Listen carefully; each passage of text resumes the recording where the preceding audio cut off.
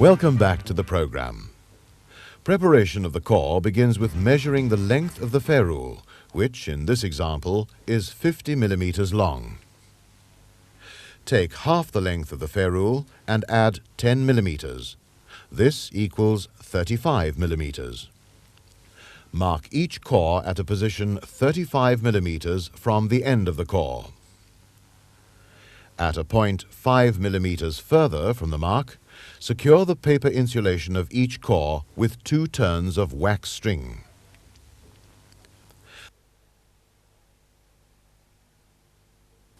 Allowing an extra 5 millimeters will ensure that the binder remains on the core, even when the core papers are removed.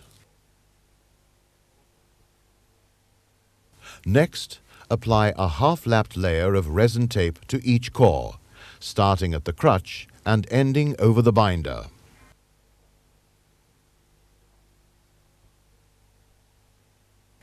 Ensure that the lay of the tape is the same as that of the core papers.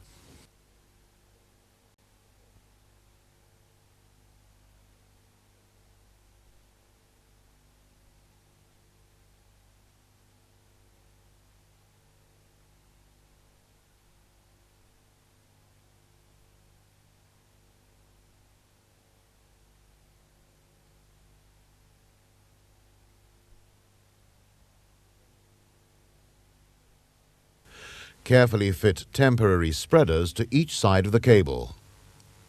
Take care not to distort the crutch area of the cable or damage the core paper insulation. Secure the spreader with a few layers of resin-impregnated tape. Repeat the process for the other side of the cable. The spreaders will keep the cores of each cable in position when the ferrules are fitted and sweated. Remove the core insulation by first making a deep cut around the papers with a knife. Exercise caution when using the knife and be careful not to damage the conductors when cutting through the paper insulation.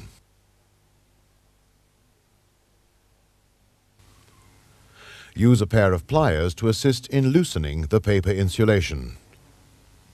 Work carefully when nearing the conductors so as not to damage them with the blade of the knife. Tear away the remaining papers against the cut, leaving the exposed conductor area neat and tidy.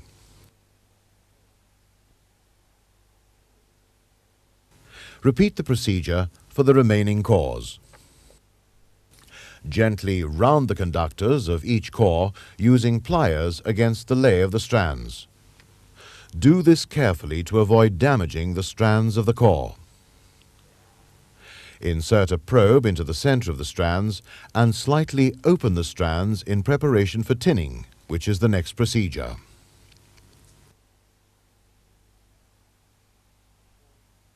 Heat the aluminium solder to a pouring temperature of between 310 and 315 degrees centigrade. Use a thermometer to measure the temperature, as solder at the correct temperature will ensure proper tinning of the conductors. If a thermometer is unavailable, use the white paper method. Insert a small strip of white writing paper into the solder. If it turns to a light biscuit color, the temperature is correct. Preheat the pouring spoons whilst the metal is being heated to the correct pouring temperature. Failure to do this will cause the metal to splatter when the spoons are immersed in the solder. When the solder is at the correct temperature, heat the conductors by liberally basting with the aluminium solder. Do not empty the ladle completely when basting. This will ensure that any dross present in the ladle is not poured over the conductors. Aluminium flux is used when tinning the aluminium conductors. Use a short bristle brush to apply flux to the cores, brushing vigorously into the gaps between the strands.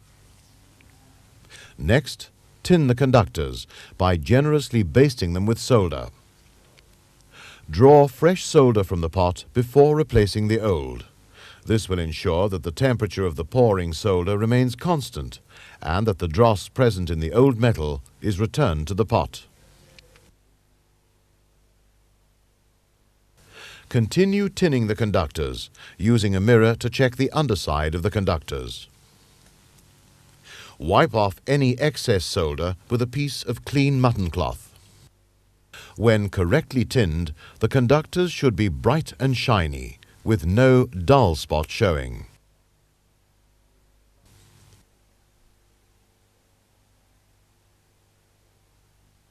Next, we must tin the ferrule. Begin by applying copper flux liberally to the ferrule. Use gas pliers to hold the ferrule as you dip it into the solder for a few seconds. Wipe off the surplus solder with clean mutton cloth. When correctly tinned, the ferrule should have a bright, shiny appearance. Repeat the tinning process for the remaining ferrules. Position the cable ends so that a 3 mm gap exists between the conductors. Fit the ferrule centrally over the conductors with the slot facing uppermost. Using a pair of gas pliers, carefully close the ferrule at both ends, leaving a pouring gap at the center.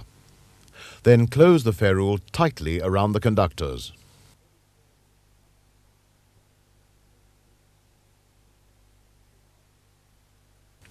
Temporarily tape off the ends of the ferrule with clean cotton tape in order to create a solder dam.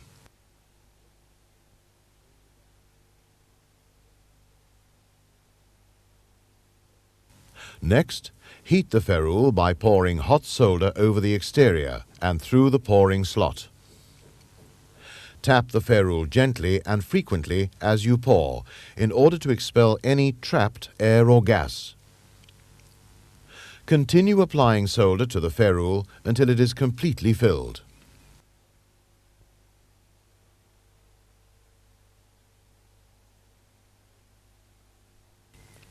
Using a solder stick, apply solder to the gap until the solder becomes plastic. Shape the solder into position with a piece of clean mutton cloth, wiping off any excess and removing rough edges. During this process, ensure that the cable ends and conductors do not move.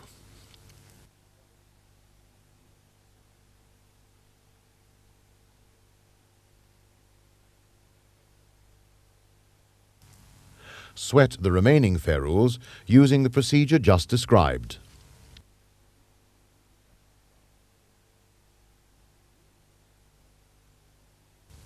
Remove the tapes forming the solder dam. The ferrule must be completely filled. Smooth off any rough areas on the ferrule using a strip of emery tape. Don't allow the emery tape to contact the conductors, as this will reduce the cross-sectional area of the conductors.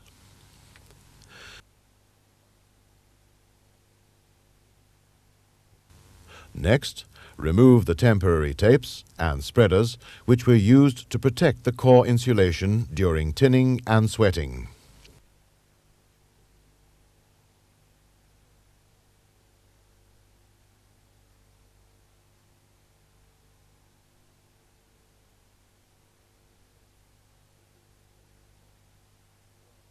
Liberally baste the ferrules and core insulation with hot resin oil to remove any filings and moisture.